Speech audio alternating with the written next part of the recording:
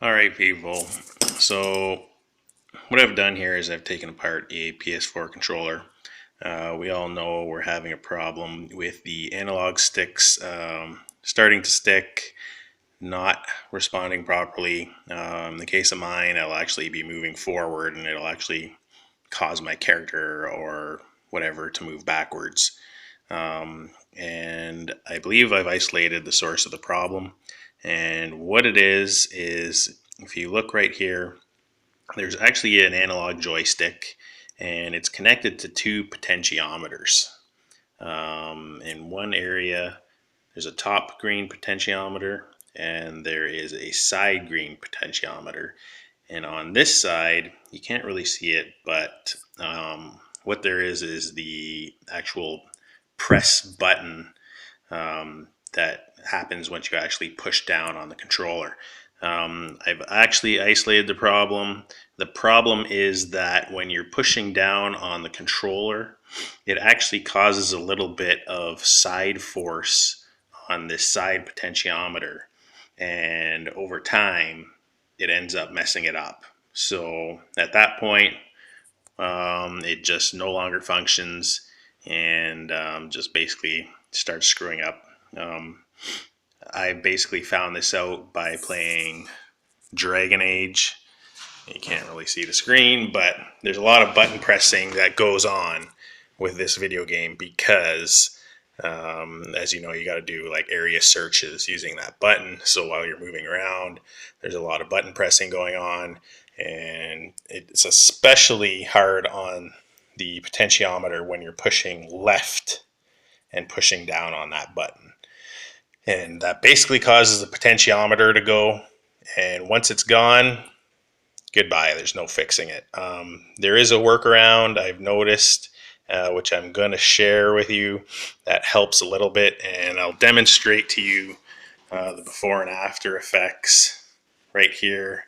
For example, trying to get to the load is almost impossible for me. It just keeps bouncing around. So watch, I'll do a rotation of this stick and it's just, yeah, fine. Oh, jumping around everywhere. It's like, it doesn't even exist. It's just so random to even get it for me. Oh, see, I'm still pressing in that direction and there's nothing. Won't even. So that's what I deal with. Trying to get into my inventory at times too can be a pain, but yeah, it's like it doesn't exist sometimes. But anyways, that's the symptom. And what I did was I noticed when I put back my controller, I actually left out the controller pad here. And I noticed that when I was using the pad without the actual rubber pads here, that there was more of a range. You could actually push further, and that actually eliminated all that jumping and wiggling around. So what I did is I made up those, and let me show you what happens when I remove this and start using just the standard pad. Just give me a second here. Can't work with two hands, but maybe I can do this.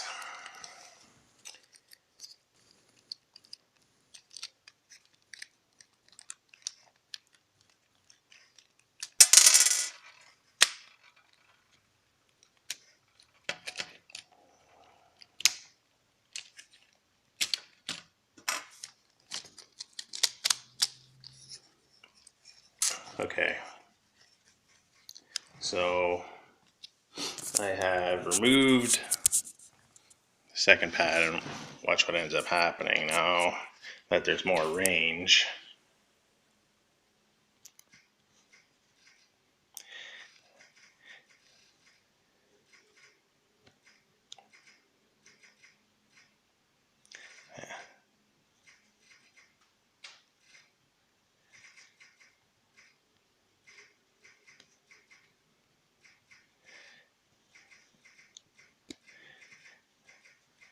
after a few rotations, it actually starts working properly again. I guess somewhere in the controller there's actually a setting where it'll learn the extreme positions. So now I can go to load routinely without it jumping over it.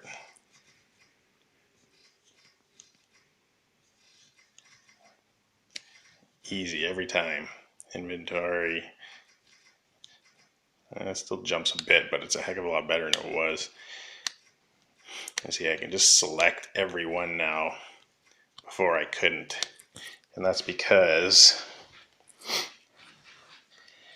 you can see that I can actually push over until I hit the plastic housing, so I have more range. With the old pad, it hits underneath the ridge and rides on that channel. So what I've done is I've made these so that the diameter is actually less. So basically what ends up happening is that there's more range with these than there was those. So let me throw one of these on. And this is just a quick prototype I made just to see if it worked, and it did. So giving you just an idea. So now I have a lot more range, and I can actually hit those extremes like with the smaller diameter inner part. I wish I could focus on that for you, but see how much further I can move that stick.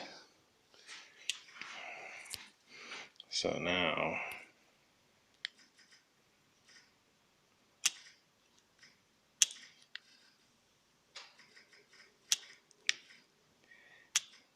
it's not a complete fix, but it does help.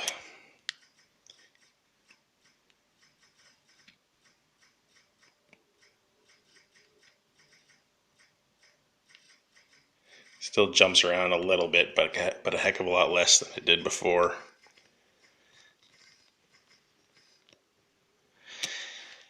In any case, it's a temporary fix. I didn't say it was perfect, but if you got a controller and you can't get it working, then something like this may help out. It's just a 3D print. I'll throw up the print, and if anybody wants the STL file, just let me know. And you can try it out, see if it helps you out better than I. Bye.